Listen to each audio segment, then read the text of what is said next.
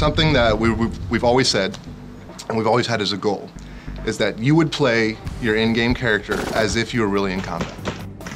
To date, I don't think there's really been a successful video game that representation, I should say, of what close quarters combat is like. Also, we're able to create much larger environments than we've ever been able to do before. We always had very, very small maps. Well, now these maps are going to be vast. You're going to be able to move through a city, move from one point to another, and never have to reload a level. When you make a decision where you're thinking about taking cover or what you're going to do or healing your teammate, you're going to be acting as if you were in combat, not because of a game mechanic or not because you're in a video game and you can exploit something or twitch something or whatever.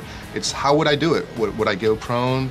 You know, would I throw a smoke over here and then run this way? We want you to play the game as if you were in the real situation. Yeah, a lot of issues you see with some games, and you know, 2X was guilty of it as well, was jumping, because in order to be able to get over obstacles that are a little higher than you, that was the solution for everything, to just jump. But that also led to exploits and unrealistic gameplay where you engage an enemy and people would start hopping around trying to avoid getting shot, and soldiers don't do that on the battlefield. We have the gamer who we're trying to satisfy and make a fun, exciting experience that's representative of the Army. In most games, you have a medic who comes over and, bless you, my child, he suddenly heals you and then moves on. Whereas our medic gameplay is down to the very details of practical treatments. I've personally been there while they've been doing the developing on the game, and also given my thoughts on what should be added. So we have really taken the grasp of what goes on in medical training for a combat lifesaver or a 68 Whiskey and put some of those training aspects into the game. This is as real as it gets. This is the real thing. It's nothing simulated. It's exactly what we do in training as a CLS or as a medic. In most games you see the character reach to an amorphous place somewhere on the body and then the mag comes out of nowhere and slap it up. We've actually gone in and made a much higher detail version of that. I can see myself pull out my clip from my pal's vest, put it into my weapon. This is high realism at its best in a video game. The ballistic simulations in the game are very accurate.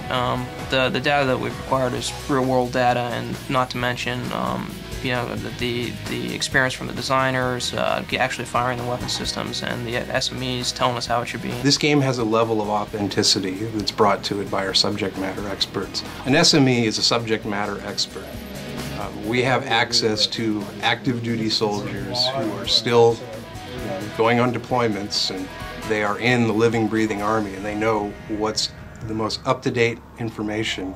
Being portrayed in the game is very overwhelming. Of course, a law to be nominated to be a part of the Real Heroes program is a very, very great honor. It's great to tell not just my story, but the story of the guys I served with and the story of the U.S. Army. My interaction with the SMEs when they come here is basically I just soak up every little detail I can get from them. Ask them about weapon systems that I'm not familiar with, or they obviously they've handled them, used them a lot more than I have. Every time they're here, I don't get any work done because I'm spending the whole time bugging them. Okay, let's get another take on that. We're rolling.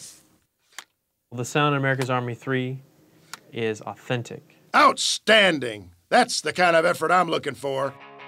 If it's anything that deals with Army equipment, we get the real stuff.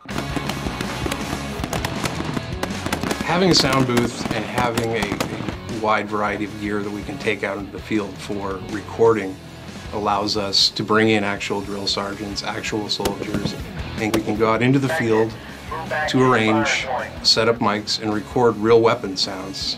Actions being pulled, magazines being inserted and removed, explosions. We've gone out to the Picatinny Arsenal and recorded the M320, which nobody has at this point. The Army's just beginning to field it. If you had access to one, you would know that's how it really sounds.